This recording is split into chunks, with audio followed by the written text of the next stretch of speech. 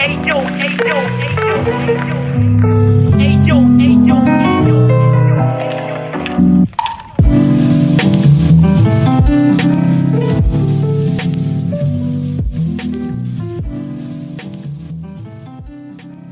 project is a no-profit foundation about visual art and photography.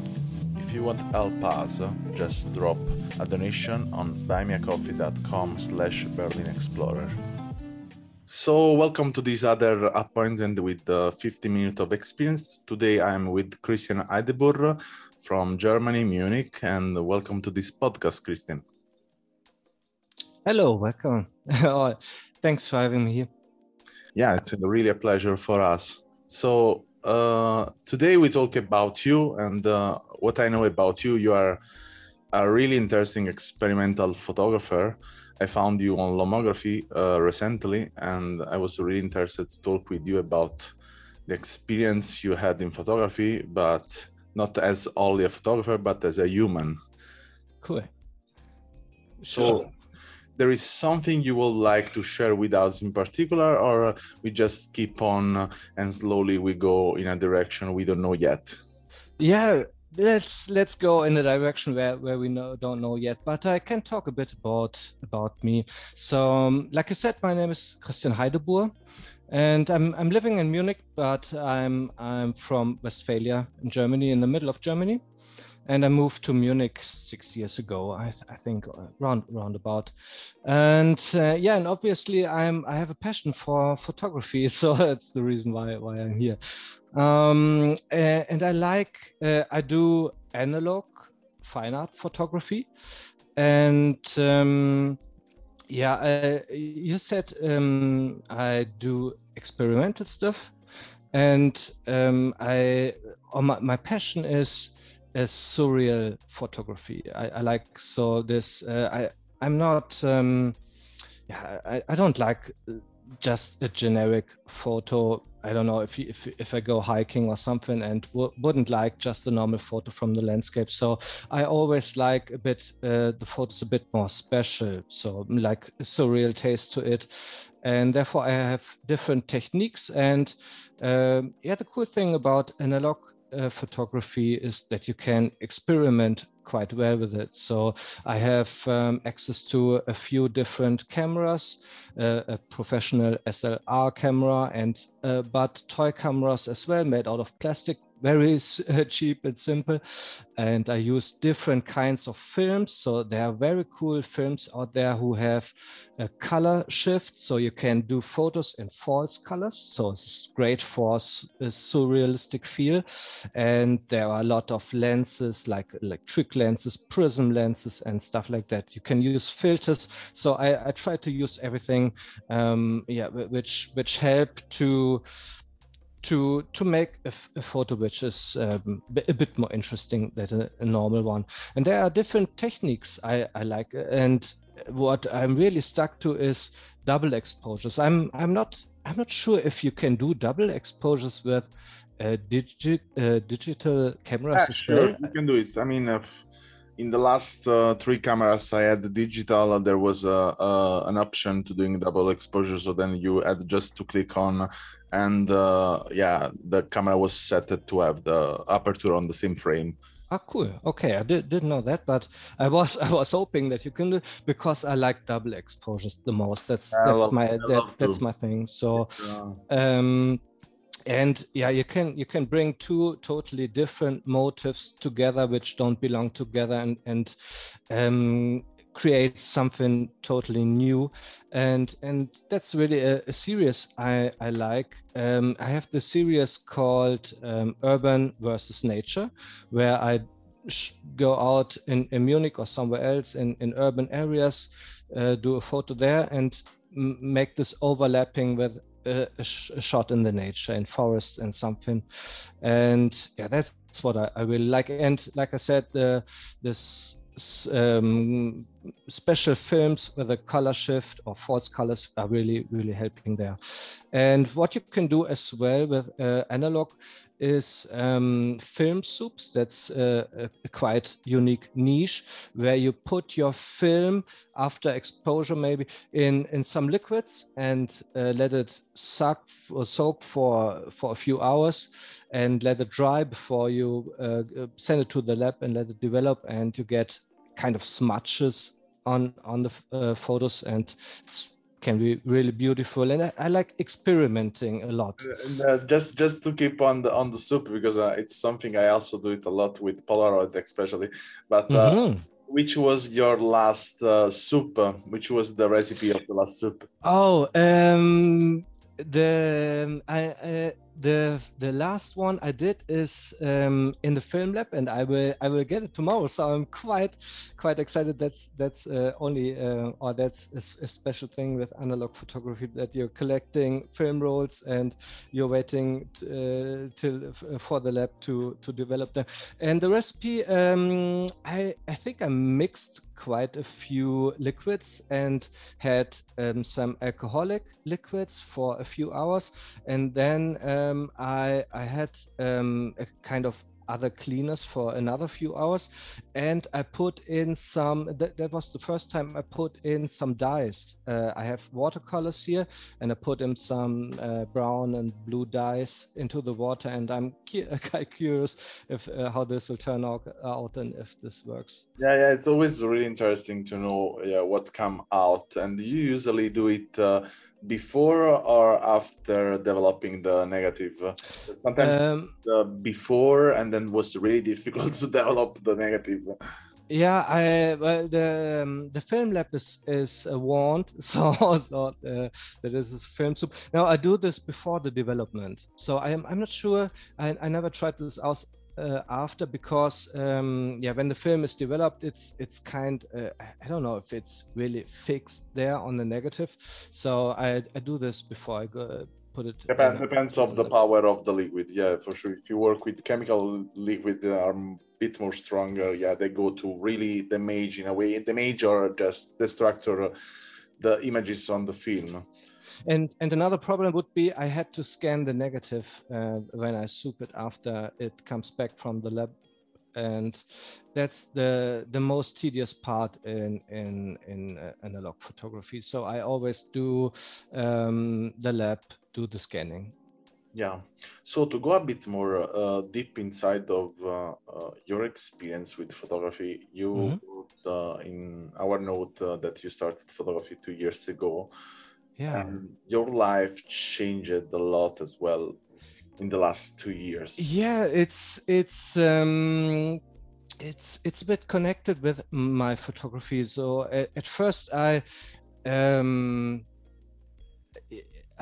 didn't shoot much photo or to be honest, no photos at all. I didn't have a digital a digi cam at all before, and so 2 years ago I met this girl Irene, and she was or she is into photography. She does portrait photos, and she uses analog cameras as well. And when I met her, I thought, okay, cool. You have 30 cameras at your home. It's cool. You're doing photos. Okay, good. And we can't use your fridge because it's full of rolls of and okay, so cool. But I think she needed 2 months or so to get me into photography as well. When we were on a hiking trip, she just gave me one of her cameras and a cool film and said, just try it, just have fun. And yeah, and then I started with photography as well, and I really liked it. And I couldn't imagine all these different techniques. I've never heard of double exposures before.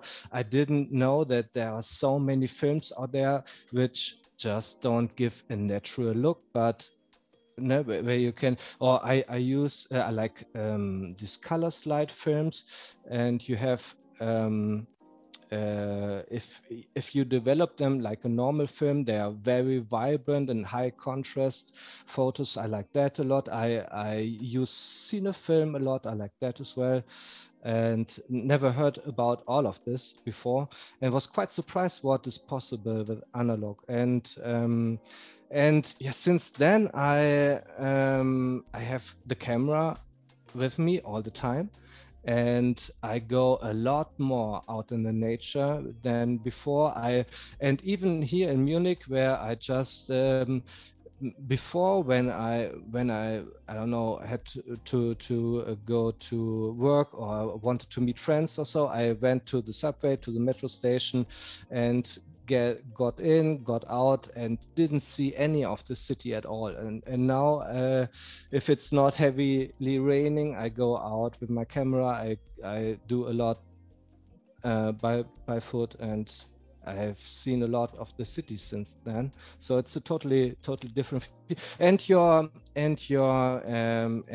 way you notice your environment totally changes if you have a camera with you. So I like this Yeah, a lot. we can say the camera in a way or another it's connecting us to the world. So yeah, in a way it's a tool to define the true and the reality. So our reality, our true, and we can in a way consider that as a moment, especially a moment for ourselves to define also what kind of identity we have. And yeah, this is what I received from your recent experience in photography, and I think is something will never stop. In the moment you are you jump inside of the world, then you recognize yourself in this world, and you feel like, yeah, where I was before. Before I was not really in the world, now I'm Yeah. world. Yeah, and that brings me to another interesting point. You said that this has an impact on your identity as well, and that's interesting. And I wanted to talk about that a bit.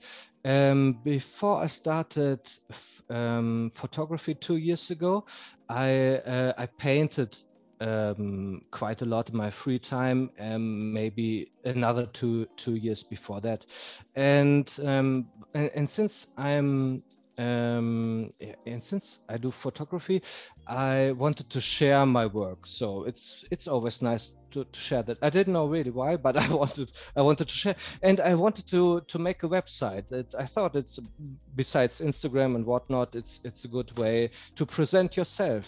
And I was really struggling when I thought about it. So what should I do? Should I make a website and say, hey, I'm Christian Heidebur. I'm a great artist or photographer, and I wasn't really sure. So just because I'm going with my camera now everywhere I go and shoot every blade of grass, so am I a big photographer or artist now? I really struggled there, and I don't know what you would, or if you ever had this point where you questioned yourself Yeah, about I that mean, part. if I take Are you your an artist? I mean, yeah, I'm a, I don't know. Artist for me is a big word. I think it's a big Yeah, and it's a simple word. I think everyone is an artist. I'm a that's yeah. creative. I work in creativity from when I was born. I mean, I don't remember one time I was not creating something.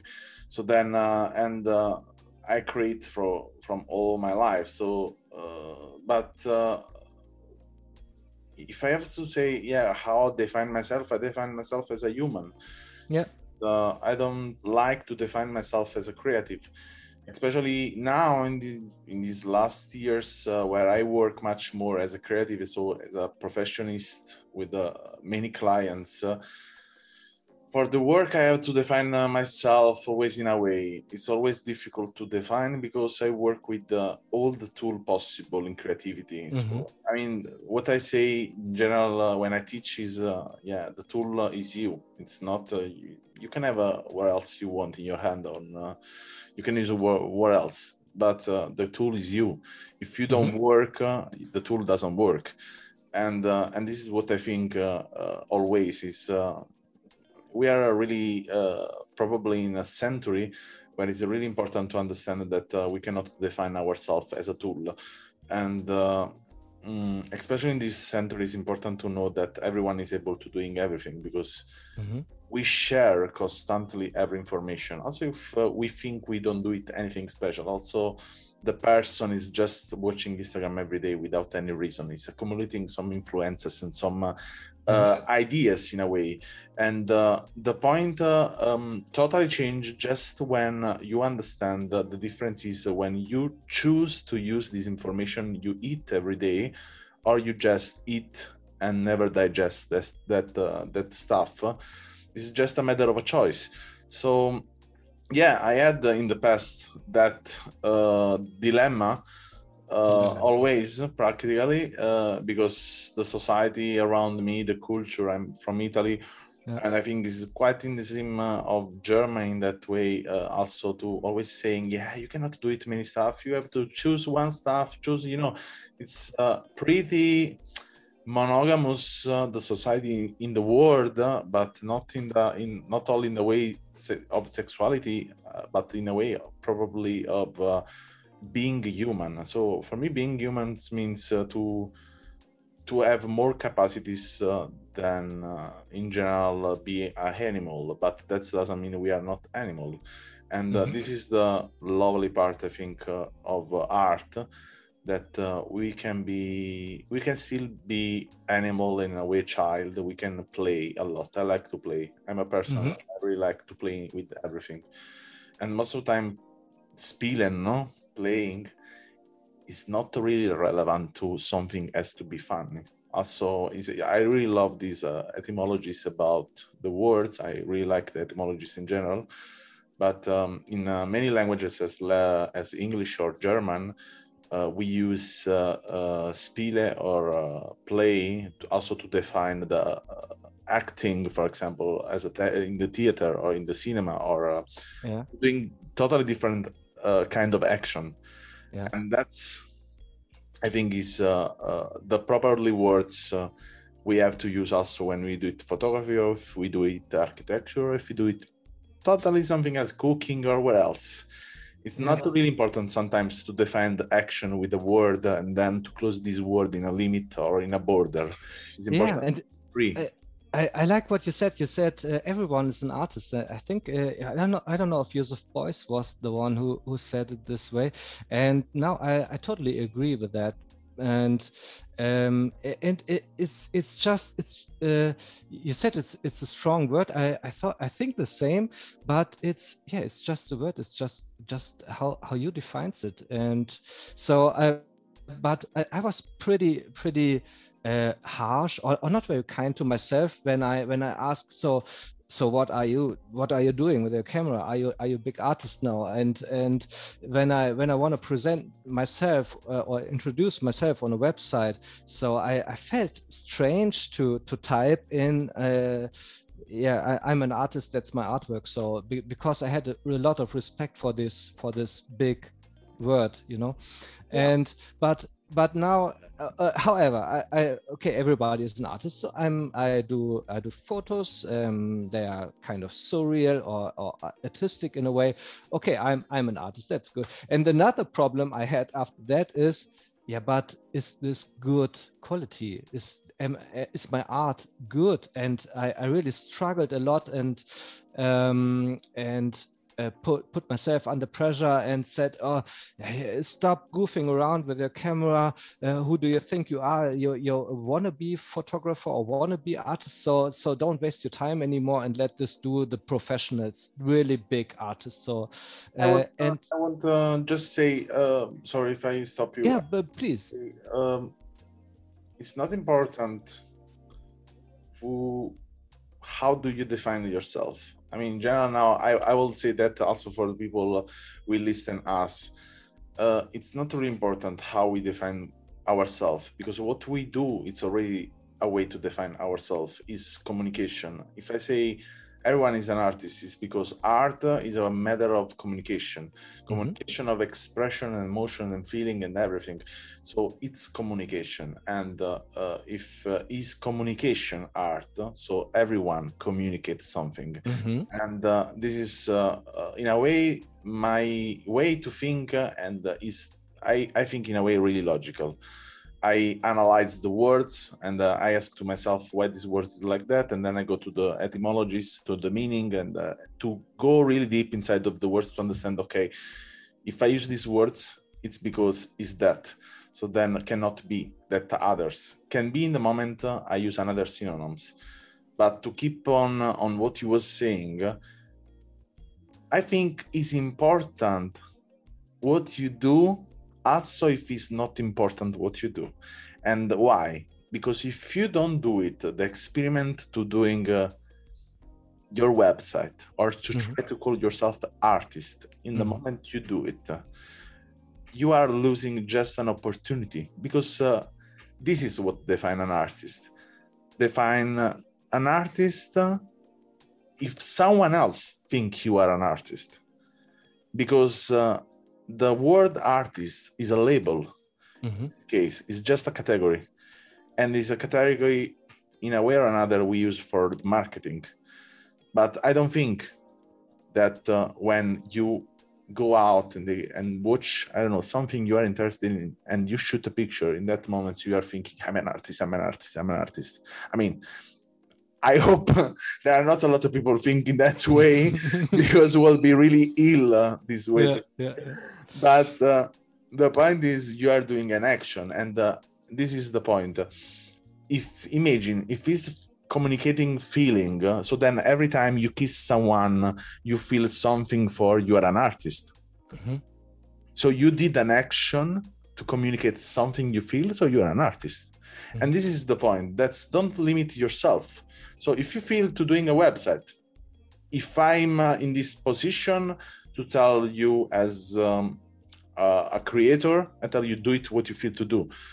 If I have to be in the position of a marketer, I could say, look, Christian, you don't need a website. Everything works in the social network actually. The only way you can have a pleasure to have a website is just for a personal pleasure. Okay, but the way I present myself on social media is quite the same. So it was just an example, and but I like what you said, and but it was just another example for how I treated myself all my life since or till I think it's just 1 year ago where I really changed my mind and have now a totally different point of view. And like I said, I suffered a lot under my own criticism, where I asked myself, is this any good? Has this a bit of quality? Is this worthy to do photos? And now I've read a lot about this guy called Alfred Adler, who is a psychologist or philosopher, and he would say it totally doesn't matter if that is good or not good what you're doing. So life is not a competition, and as long as I'm not maybe a self-employed artist or photographer with with other competitors, as long as just a hobby like it is for me, it just doesn't matter. I don't have to compete myself to other guys, and don't have to judge if that is good or not. It just doesn't matter. And so but I've heard this from other guys, I think all my life. They said, oh, I don't care what other people say, and so on and so on. The only thing which is important is what I think about it. And I didn't believe them that they really think that way. And as much as I liked to adapt this mindset, I wasn't able to. And now I see well, you and me, we are not in a competition together. So I treat you and me and all the photographers in the world as a big network and as a big fellowship. And so it doesn't make sense to do a competition. So it just makes sense to have a look at what we can create together. So that's important. Yeah, And totally. I'm just when I do photos, I'm part of this network. I'm part of this fellowship, and I try to be helpful. So you are a host of a podcast. I'm a guest of a podcast, and I share my work just to maybe a guy finds the stuff and says, "Oh, cool, that's inspiring." Through that, I got a good idea for my own work, and that's what counts. So, and This is actually what we are doing. I'm doing with this project. In the end, is sharing experience because uh, the, as a editor in this case, as a creator of photography, I would love to see more individual work. I mean, I'm a bit also tired to see people copying other people. And I ask to myself, why? I mean, Mhm. you have your own life, your own personal life. It's full of things I don't know.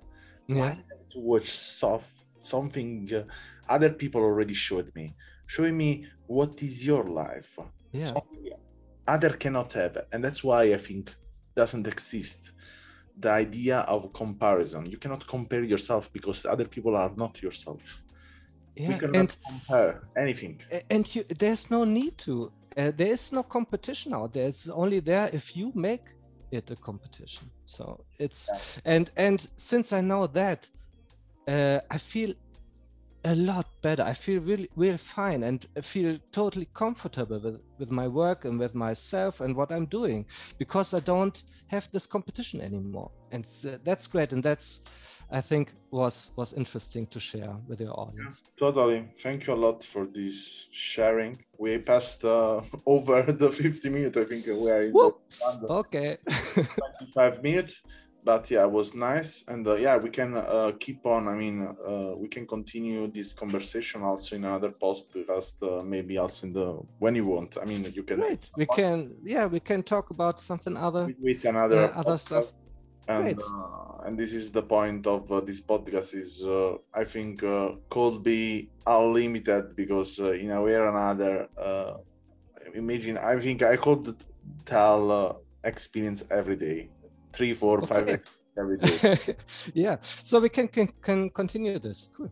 Yeah, so I thank you for this time, and I want to say if anyone want to watch the work of Christian, I will put in the description the link to the work, especially the work he talked about of urban versus nature, and the profile on Lomography, the profile on Instagram, the link tree, everything will be in the description. Yeah, thank you very much. Or just Google Christian Heidebur. There's just one out there. Yeah, thank you a lot for your time, and Thank you. I hope, yeah, we will keep on another podcast. Great. Have a nice evening. Yeah, you too. Thanks for listening to our podcast. Learn more about our project at allmylinks.com/Berlin Explorer or visit our Instagram and follow Berlin Explorer Project.